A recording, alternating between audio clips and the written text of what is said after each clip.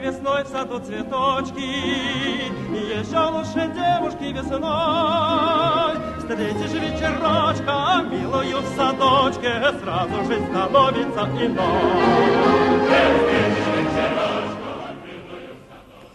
Vous vous rappelez peut-être qu'à la fin de la première partie de mon exposé, j'en étais arrivé au moment où, au 8 novembre 1917, Lénine et le parti bolchevique prennent le pouvoir. Et je vous avais dit, ça a été une situation affreuse, invraisemblable. On se demande comment ils allaient pouvoir s'en tirer.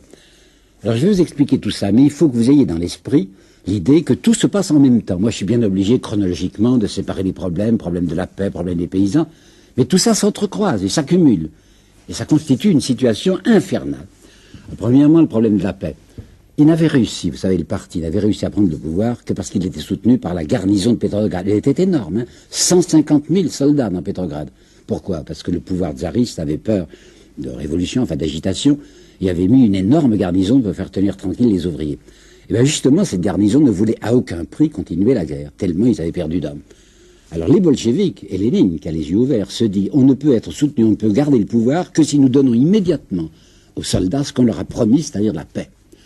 Alors immédiatement, dès qu'ils ont pris le pouvoir, ils font savoir aux Allemands, avec qui on se battait depuis des années, que des négociations d'armistice doivent s'ouvrir. Les Allemands se frottent les mains naturellement et font une proposition assez ironique, avec des figures graves. Hein. Mais ils disent, vous-même les marxistes, vous dites que la Russie était une prison de peuple, que la Russie a des peuples esclaves parce que les tsars ont été des conquérants.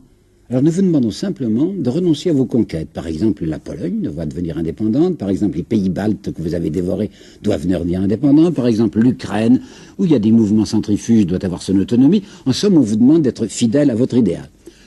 Ça, ils prennent ça très mal. Hein. C'est vrai que Lénine était un marxiste. C'est vrai que Marx avait dit que les prolétaires n'ont pas de patrie. Mais maintenant qu'il a la responsabilité de l'État russe, je vous assure que ça lui fait peine de lâcher du territoire. Alors il se dit, mais qu'est-ce qu'on peut faire? On n'a plus de soldats, ils ne veulent pas se battre. On avait essayé en janvier, je crois, oui, le 15 janvier 1918, de créer une nouvelle armée qu'on appelait l'armée rouge, mais par volontaire. Vous vous rendez compte, hein, très peu vont entrer. Un tout petit nombre en se disant, si on est volontaire, on sera au moins nourri et logé, quoi. Mais en fait, c'était des soldats qui ne voulaient guère se battre et qui auraient été semblables, Trotsky racontera ça plus tard, aux soldats de la Commune de Paris. Je ne sais pas si vous savez, c'était affreux. Hein. Les malheureux soldats de la Commune étaient des gens qui touchaient bien l'indemnité d'un franc 50 par jour, mais qui ne voulaient pas se battre. Alors on n'avait rien pour résister aux Allemands. D'autre part, au gouvernement, il y avait des gens qu'on avait fait entrer à partir du 1er décembre, je crois, qui étaient ces SR dont je vous ai déjà parlé. SR, ils s'appelaient socialistes révolutionnaires, ils étaient non marxistes, mais on les avait mis tout de même au pouvoir parce qu'il semblait qu'il ne fallait pas, en apparence au moins, une totalité entre les mains du parti bolchevique. Ben, les SR sont encore plus, entre guillemets, patriotes que les bolcheviks et ne veulent pas entendre parler de ces abandons de territoire à l'Allemagne. Ça fera des drames, vous savez, des tensions très violentes à l'intérieur du Sovnarkom. Et au centre du Sovnarkom, il y avait le bureau politique et il y avait le comité central. Et bien dans le comité central, à la fin de février 1918, j'ose presque dire, pardonnez-moi, qu'on s'engueule. Enfin, il y a des gens comme Boukharine qui disent on ne peut pas. Et puis d'autre part, il y a Lénine qui dit mais avec quoi voulez-vous résister? Alors c'est le 3 mars 1918 qu'on va tout de même céder à l'Allemagne avec le traité de Brest-Litovsk. Et lui-même, Lénine, le marxiste Lénine, va dire c'est une sale paix, une sale paix. Nous sommes obligés de lâcher du terrain pour gagner du temps. Quoi gagner du temps? Ben, ça veut dire pour essayer de continuer notre opération de politique intérieure que nous faisons. Les SR, les socialistes révolutionnaires, avaient pris ça très mal. Et je dois vous dire qu'il avait quelques raisons d'être irrités. Les bolcheviks, quand ils faisaient la campagne de propagande pour arriver au pouvoir, avaient annoncé, mais tout le temps, c'est un de leurs thèmes, on va faire une constituante. C'est-à-dire que tout le monde va voter. Pour les élections aux soviets, et vous savez, vous avez raconté, il y avait un congrès pan-russe des soviets en juin, deuxième congrès en novembre, tout le monde ne votait pas. Les anciens riches, enfin, la bourgeoisie étaient écartés du scrutin. Maintenant, on avait dit, mais constituante, tout le monde va voter.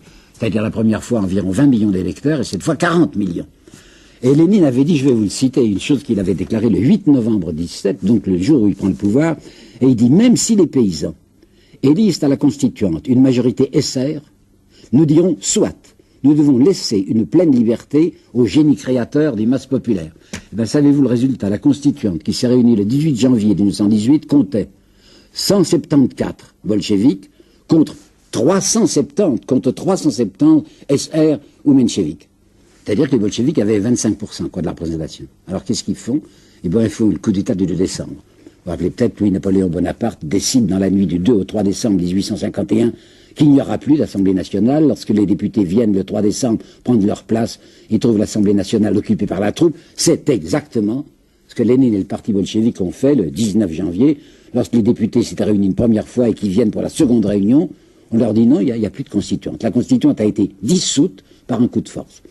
Vous imaginez qu'ils sont furieux, hein, CSR. Et ils vont aller très loin, ils vont même faire des coups. Le début de juillet, je crois que 5 et 6 juillet, ils vont tenter une espèce de coup de force, mais c'est insuffisant. Ils vont assassiner von Mirbach, qui était l'ambassadeur d'Allemagne, puisque c'est la paix maintenant, il y a un ambassadeur d'Allemagne. Hein. C'est un SR qui s'appelait Blumkin, qui va tuer l'ambassadeur d'Allemagne en se disant, ça va les mettre fous furieux, ils vont reprendre l'opération, on pourra se battre, parce que maintenant on va commencer à avoir une petite armée rouge. Non, Lénine va faire toutes sortes de protestations auprès de l'ambassade d'Allemagne en disant c'est excuse beaucoup, qu'on va tuer un certain nombre de responsables. En réalité, on ne tuera pas Blumkin qui était l'assassin, mais les SR vont se venger puisqu'ils n'ont rien réussi. Et le 30 août, 2 attentats très graves commis par CSR. Ouritsky, qui était le chef de la Tchéka, la police politique qu'on avait créée dès décembre 1918, est abattu dans les rues de Petrograd. Et le même 30 août, une fille qu'on appelle Fanny Kaplan, d'autres disent que c'est pas Fanny son prénom, Dora Kaplan, j'en sais rien, enfin elle s'appelait Kaplan, tire 3 coups de feu sur Lénine. Elle essaye de le tuer, quoi. 2 balles vont l'atteindre, une balle dans l'épaule et une balle à la base de la gorge, il va s'en tirer quand même, mais enfin on a tiré sur Lénine. Alors à partir de cette date, c'est dans la politique intérieure la terreur. Et une terreur très précise, très nette. Je peux vous dire, je l'ai encore dans l'esprit, un ordre qui est envoyé par le Sovnarkom à la Tchéka, en disant partout où il y a des mouvements, saisissez des otages. Et au premier signe de rébellion, fusillez-les en masse. Donc la fameuse terreur de Robespierre et du comité de salut public, elle est multipliée par 100 en Russie parce qu'il y avait moyen, semble-t-il, de faire autrement.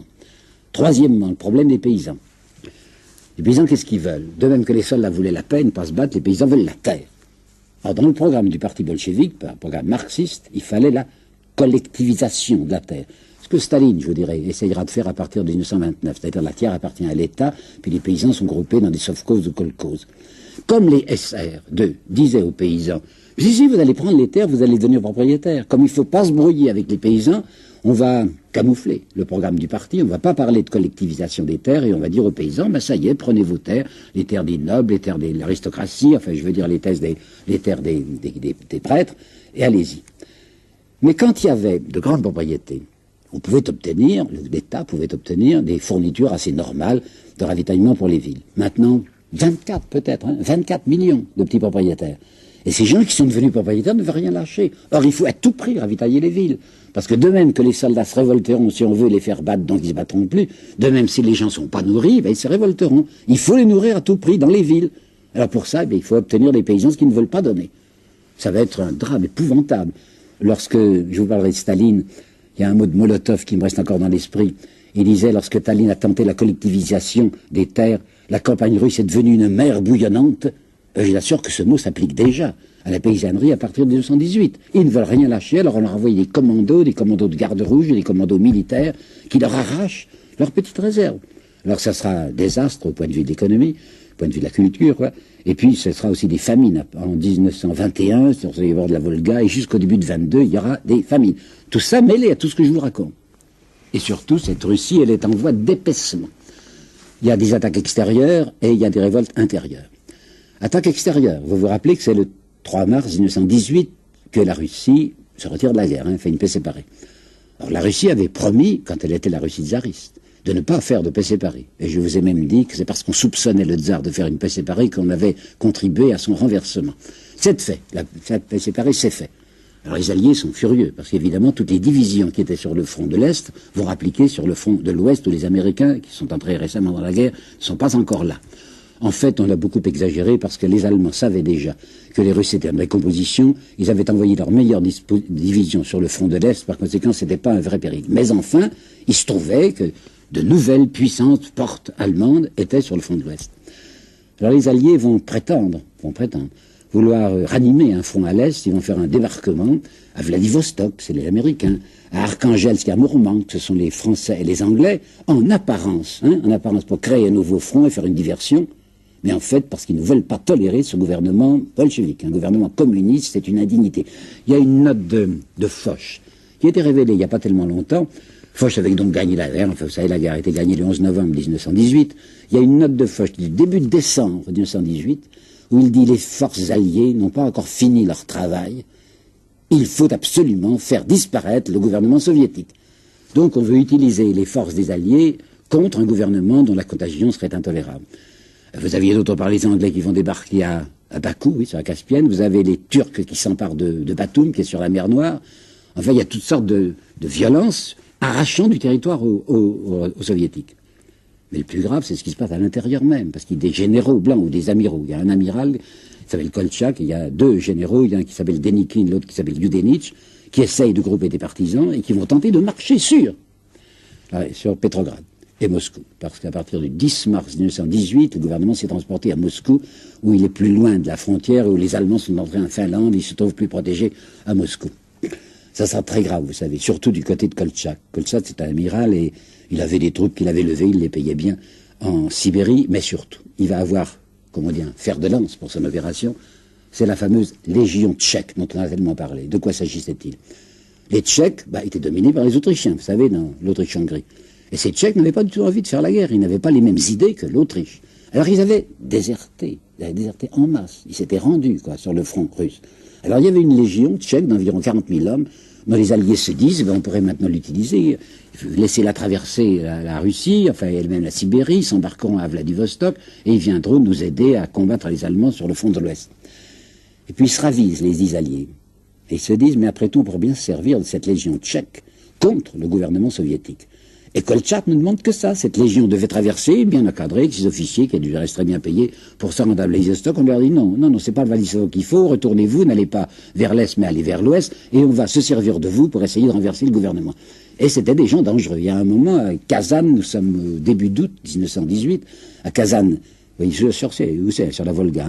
Kazan, ils occupent la rive est de la Volga, et s'ils franchissent ces lignes, ils vont s'avancer du côté de Moscou. Très grave. Il y a eu un moment, un épisode terrible à ce propos, il faut que je vous le dise, je n'aime pas raconter ça, mais il faut parce que c'est vrai. Quand ils se sont approchés, les Tchèques, avec Kolchak, de Ekaterinbourg, c'est à Ekaterinbourg qu'on avait mis en surveillance, résidence surveillée, la famille du tsar. On comprend très bien qu'il ne fallait pas laisser le tsar tomber aux mains de Kolchak parce que ça aurait été un prestige extraordinaire. Mais ce que je dois vous dire, parce que je le sais, et que c'est navrant, c'est que le soviet d'Ekaterinbourg s'est adressé par télégraphe, je pense, à Lénine et au Sovnarkom pour demander ce qu'il fallait faire. Et Lénine et Trotsky ont pris la responsabilité de dire « faites-les tuer, tous, toute la famille, y compris les enfants ». Ça s'est passé le 18 juillet 1918. Figurez-vous qu'ils vont arriver quand même à s'en tirer de cette situation qui a l'air impossible, inextricable. Pourquoi ils vont arriver à s'en tirer? Diverses raisons. J'en vois une qui est très importante. Ces généraux ne se sont pas entendus. Si Yudenich, qui travaille, lui, dans la région des Pays-Baltes, s'était entendu avec Denikin, qui travaille, lui, dans la région du Donetsk, s'était entendu avec Kolchak, qui, lui, travaille au-delà de l'Oural, peut-être qu'ils l'eussent emporté. Mais ces gens se détestent. Ils sont des rivaux. Ils ne veulent pas que ce soit lui qui gagne plutôt que nous. Ils ne s'entendent pas. Deuxièmement, une chose très, très importante, c'est qu'une armée rouge va être constituée pour de bon, à partir, je crois, du 15 avril 1918. Et Trotsky, qui dirige cette armée rouge, je vous en parlerai plus nettement quand je parlerai de Trotsky, cette armée rouge va accepter, pour avoir des cadres, des officiers tsaristes, de l'ancienne armée. 30 000, vous entendez, 30 000 officiers tsaristes qui vont reprendre du service. Peut-être pour protéger eux-mêmes ou leur famille, peut-être parce qu'on les paye bien, des cadres. Et en plus, il faut le dire, des types qui en voulaient. Au départ, il y avait des gens qui, très peu, je vous l'ai raconté, quand une armée de volontaires, très peu de gens. Puis peu à peu, à cause du danger que court la Russie, des quantités de types vont entrer là, comme les soldats de Robespierre, dont je me rappelle avoir vu un texte du côté des princes, c'était en février 1794. Les princes, vous savez, c'était le futur Charles X et le futur Louis XVIII, qui disaient « Nous commençons à subir des échecs sur le front de France parce que nous ne disposons que de soldats matériels. » Ça veut dire des mercenaires qu'on payait. Tandis que Robespierre dispose de soldats passionnés, disait-il. Eh bien, vous savez, une partie de l'armée rouge, c'était des soldats passionnés. Derrière Boudienny, par exemple, et sa cavalerie. Alors, ils vont remporter de très grands succès. Et militairement, ils vont l'emporter sur tous ces assaillants. Ajoutons encore ceci, les paysans sont furieux, évidemment, parce qu'on leur prend leurs terres, mais ils ont encore bien plus peur de voir reparaître l'ancienne aristocratie et l'ancien clergé qui leur reprenaient leurs terres. Ils se disent, on ne s'entend pas avec ce gouvernement soviétique, mais enfin, peut-être qu'on s'arrangera. Donc, les paysans, finalement, étaient du côté de cette révolution. Toujours est-il que ça y est. Alors, ils se figurent, les gens des soviets, ils se figurent que c'est gagné à la fin de l'année 1919. Fin de l'année 1919. En octobre 1919, figurez-vous que les armées de Dénikine étaient arrivées, venant du sud jusqu'à Toula, qui est à 200 km de Moscou. Mais on les a repoussées. Alors on croit en 1920 que c'est fini, quoi. Ils se disent, ça y est, la paix est revenue. Pas du tout. Voilà que la Pologne attaque.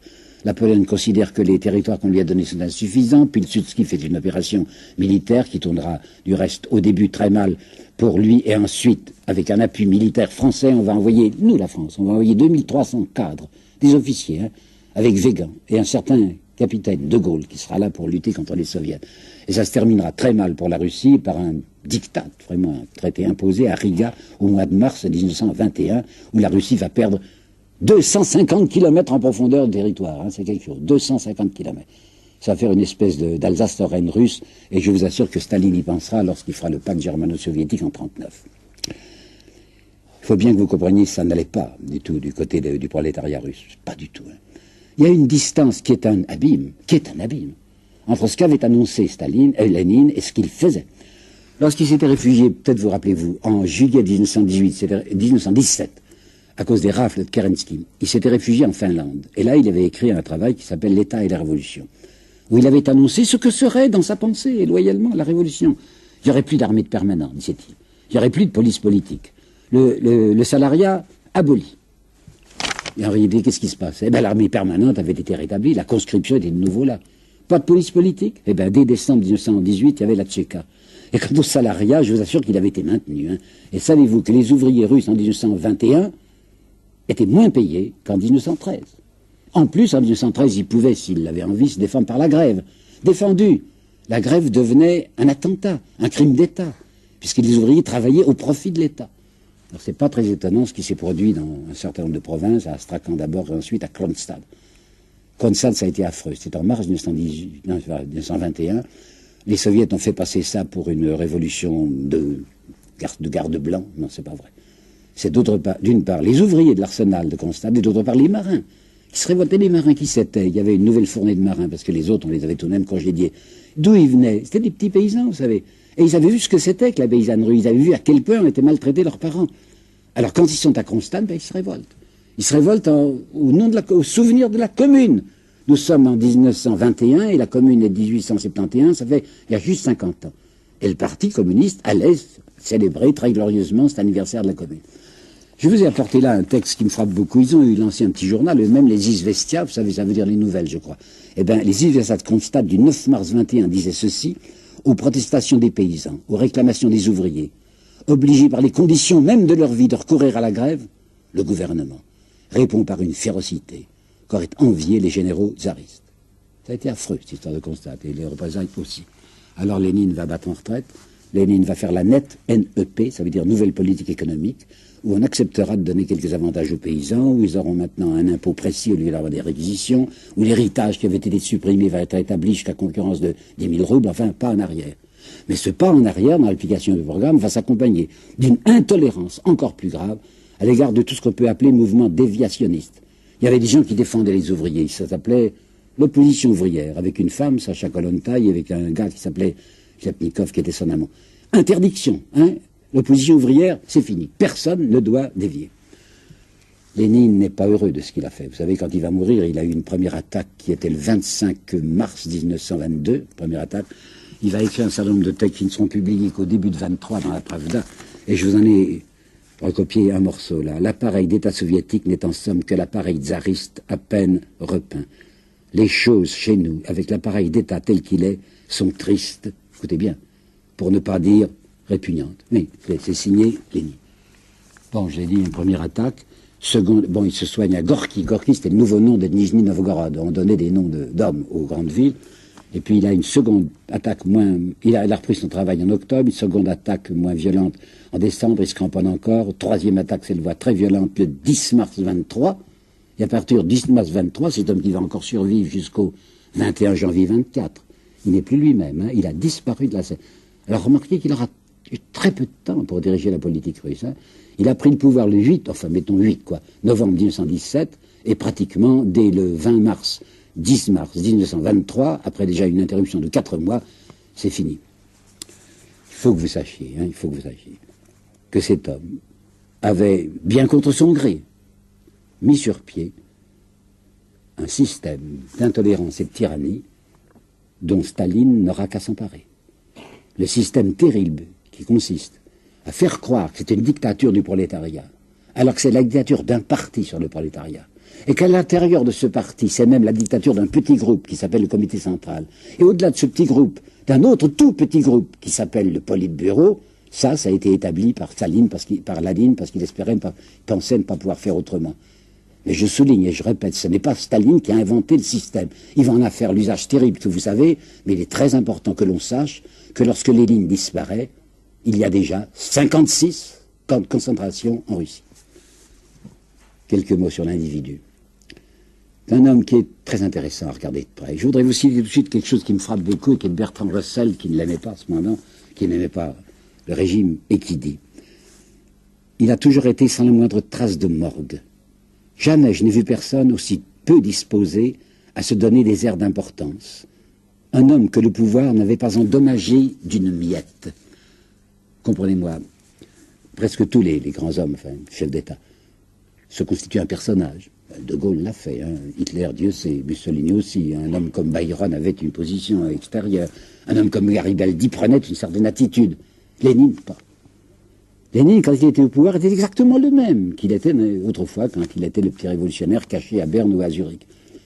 Un homme qui n'aimait pas l'argent, qui ne profitait absolument pas du pouvoir. Oui, il était logé au Kremlin, dans 3 petites chambres. On mangeait à la cuisine avec la femme de ménage parce que sa femme travaillait.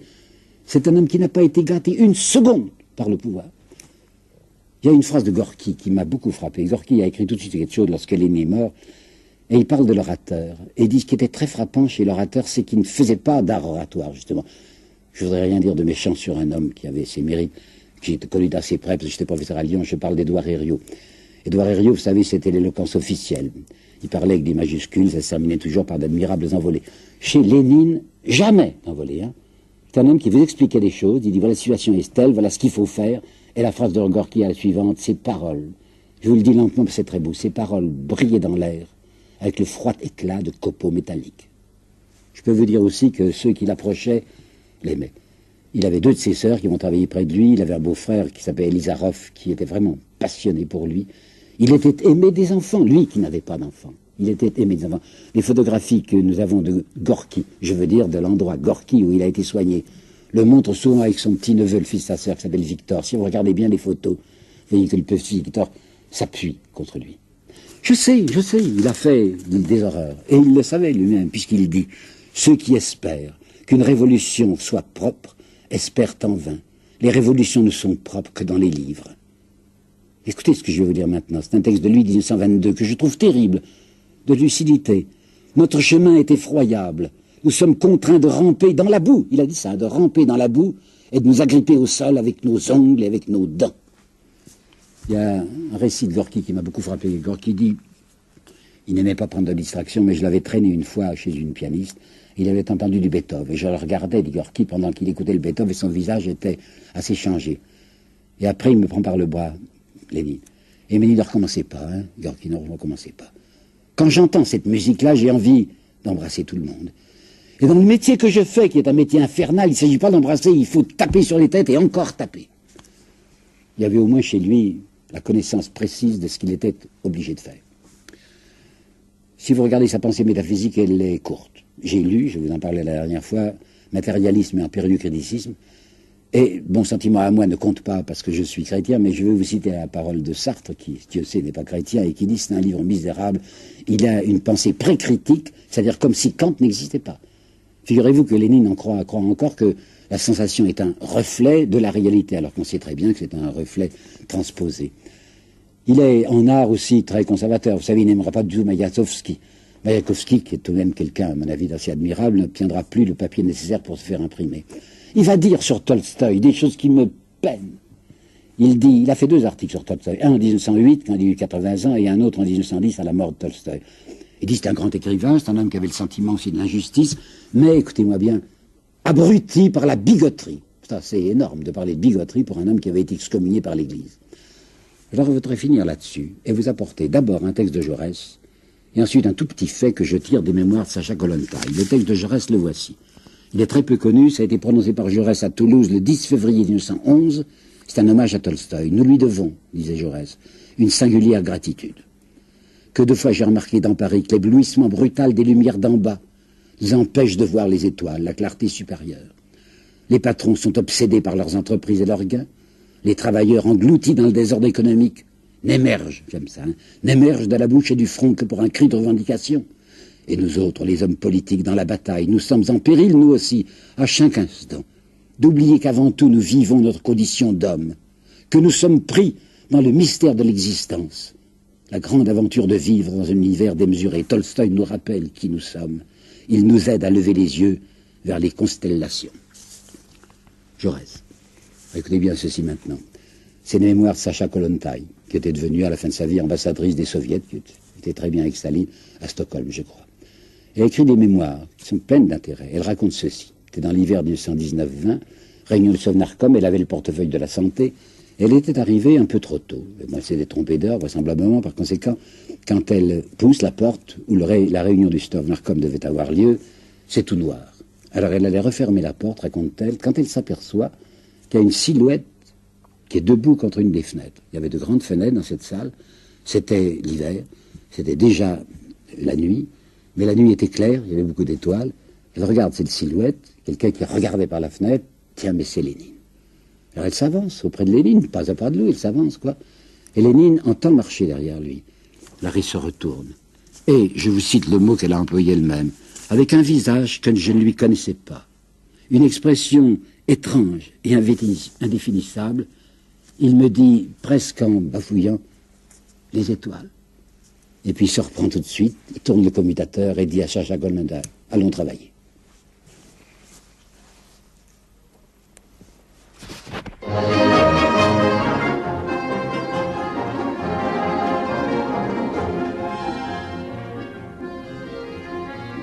Хороши весной в саду цветочки, еще лучше девушки весной. Встретишь вечерочка, милую в садочке, сразу жизнь становится иной. Встретишь вечерочка, милую в садочке, сразу жизнь становится иной. Мое счастье где-то недалечко, подойду да постучу в окно, выйди на крылечко.